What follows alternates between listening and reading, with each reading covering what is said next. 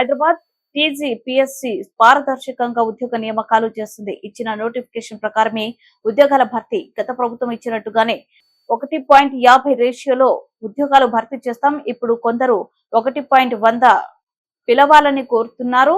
మాకేం ఇబ్బంది లేదు పిలవడానికి, కానీ కోర్టులో ఇబ్బంది ఎదురవుతుంది. గ్రూప్ 1 వ్యవహారం మళ్లీ మొదటికి వస్తుంది. నోటిఫికేషన్ లో ఇచ్చిన విధంగానే ఉద్యోగాల భర్తీ. CM Revanth Reddy coaching centre యజమాని ఆమరణ నిరాహార దీక్ష చేస్తా అంటారు పరీక్షలు వాయిదా వేయమని. నేను అడిగిన ఆయన హాల్ టికెట్ ఏముందో తీయరా, దేనికి రాసిండో పాపం మాట్లాడదామని. లేదు సార్, ఆయన కోచింగ్ సెంటర్ ఉంది, ఆయనకు 2 నెలలు పోస్ట్ పోన్ చేస్తే డిఎస్సి 100 కోట్లు లాభం వస్తుందంట. 2 నెలలు ఆయనకు 100 కోట్ల ఆదాయాన్ని మీరు దెబ్బతీసారట అని ఒక్క ఆయన గురించే చెప్పారు. ఇంకొక ఆయన దీక్ష కూర్చున్నాడు. ఏందే ఆయన మన పార్టీలో ఉండే మనటి వరకు ఆయనేం పరీక్షలు రాస్తున్నాయనంటే, నువ్వు పార్టీలో ఏం ఉద్యోగం ఇవ్వలేదంటే సార్, ఇప్పుడు నిన్ను గిల్లడమే ఆయన పైన అంటే, అందుకే ఆయన దీక్ష కూర్చున్నాడు సార్ అన్న. ఇంకో పిల్లగాడు కూర్చున్నాడు, గాంధీ హాస్పిటల్లో చేరాడు.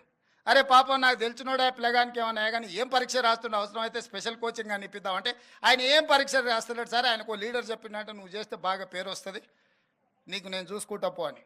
నిన్న మన 3 దీక్ష చేస్తే 3 గురించి వివరాలు తెప్పించినాను. ఆ 3లో ఏ ఒక్కడు కూడా ఏ పరీక్ష రాస్తలేడు.